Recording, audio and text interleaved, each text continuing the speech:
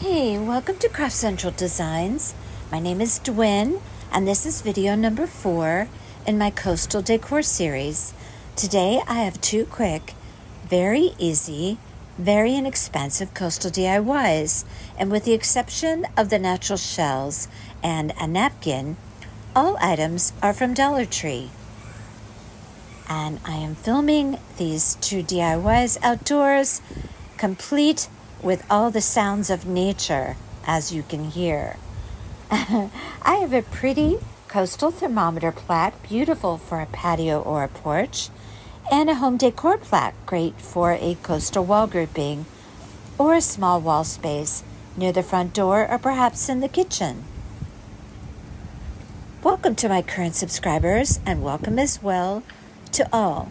If you are new to my channel, I hope you will consider subscribing. Hit the like button and leave your comments. Tell me what you think of my coastal pieces. I love receiving your comments and sharing with you my love of crafting.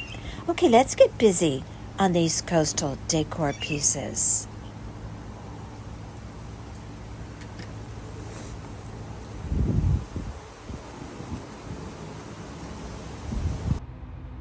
Okay, this is the materials that you will need for the home plaque.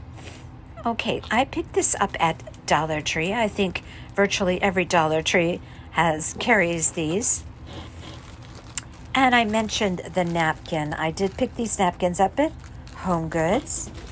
They have a nice selection of coastal themed napkins. And I just need 1 napkin for this project.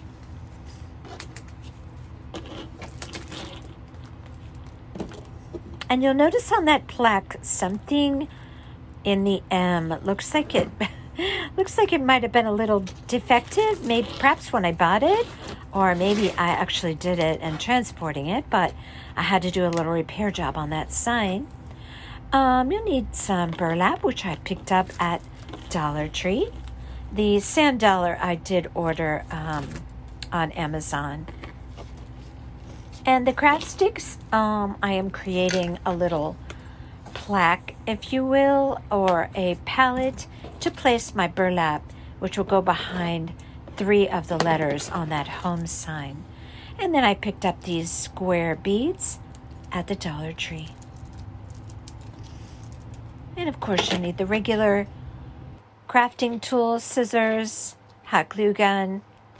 So I created the palettes that I mentioned previously.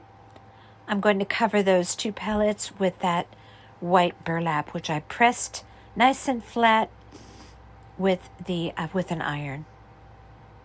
I created this little hanger by using some of that cotton twine that I've been mentioning in the past few videos that I absolutely love, that I picked up at Dollar Tree, and there's my use of those square beads.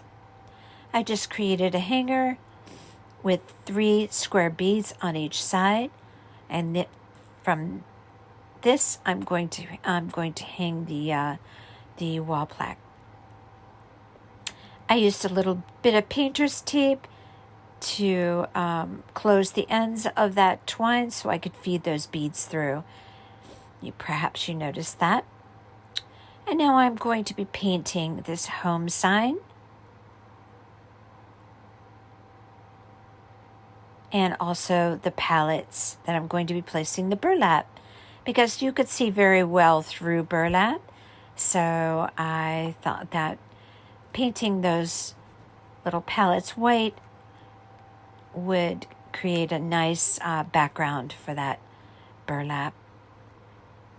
Now I'm going to use some Snow White Waverly chalk paint, and I'm going to paint this sign all around the letters, inside of the letters, edge to edge, along the sides. I'm going to give a nice full coat of Snow White Waverly chalk paint. Now I'm doing this, again, I'm going to be placing a napkin over this, but I want the solid white background. For the same reason I wanted it for the burlap, I want it also for the underneath the napkin. So I also painted those palettes, covered them with this Snow White Waverly chalk paint, and I put in a layer of Mod Podge. And now I'm going to place that burlap over that damp Mod Podge. It adheres very nicely. And I just press that out. Being that I ironed it, it's nice and smooth and no wrinkles. I covered both of those little plaques that's going to be placed on the back of that sign so you can see through that burlap through 3 of the letters. Now I'm going to place a nice generous layer of Mod Podge all over the sign. And it looks as though I did create a remedy for that little wood piece that was bent in the M. I had to put a little pipe cleaner behind there and correct that. I was almost afraid I wasn't going to be able to use the sign, but I figured out how to fix it. And I'm going to place, again, as I said, a layer of Mod Podge, nice and even and generous all over the front of the sign. Then we are going to let it completely dry because I'm going to be using that napkin application that I showed you in a previous video. You may want to refer to that for that tutorial. I will be showing you how I do it again though.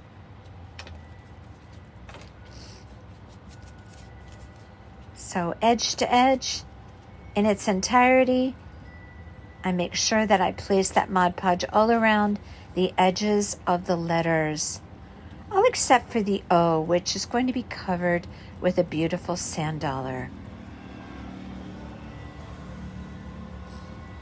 Now this Mod Podge is going to be completely dry before we apply the napkin. Now you don't necessarily have to apply a napkin. I just love using a napkin or scrapbook paper, something of that nature, to have a pattern. And I think that a napkin really does a beautiful job of providing that kind of visual interest on a piece. So I separate the napkin because you only want the top ply of the napkin. And this one was just the right size for this project. I will list all of the items that I used on this project as well as the thermometer plaque in the description box. I placed my napkin over my plaque and you can see those letters very well through that napkin, which is good when you go to press it out with the little Cricut mini heat press. I put a piece of parchment paper down there. I got my parchment paper on Amazon, but you could pick up parchment paper most anywhere. I got my little Cricut mini press on Amazon. I absolutely love it. I put it on a medium setting, and I'm just going to go around and press all over that sign where that napkin is resting on that sign. I place my fingers there to kind of guide me around the edges of that piece, and I want to be sure that I go over every inch of that sign, especially around those letters. I want a good adherence of the napkin to the wood. And what we're doing here is reactivating the Mod Podge. So I want to be careful to go all the way out to the edges and to go all around the letters. I am going to be applying, I use a emery board or a nail file when I remove the excess napkin. So I want to be able to go between inside of those letters on that sign with that nail file. And I'll talk more about that in just a minute. And now I'm going back over that sign. I actually go over it completely twice, just to be sure that I reached every aspect of that sign.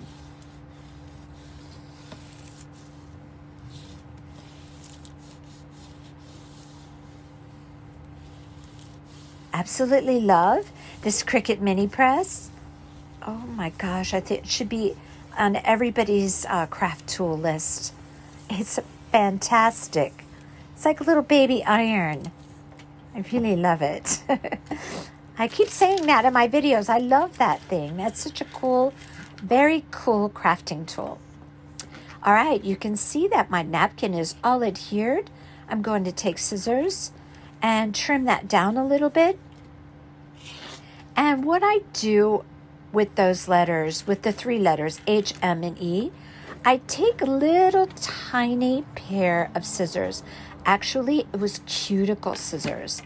And I just cut some slits all the way in those letters so that when I go to use my nail file to remove the excess napkin, I can get in there with my nail file. And I wondered if I was going to have a problem with that, but it actually went really, really well. And I think it was because I took the little scissors and I went around and cut little slits all through those letters so that I could have a good access to use that nail file to take off the excess napkin. Now I'm gluing on those little pellets to show the burlap through the letters. And I just hot glue that on there. And you notice I have my O empty because I am going to put that beautiful sand dollar over the O. And I got a touch of hot glue on my burlap, which you never want to do, but I did. So I'm trying to get it off there before it dries.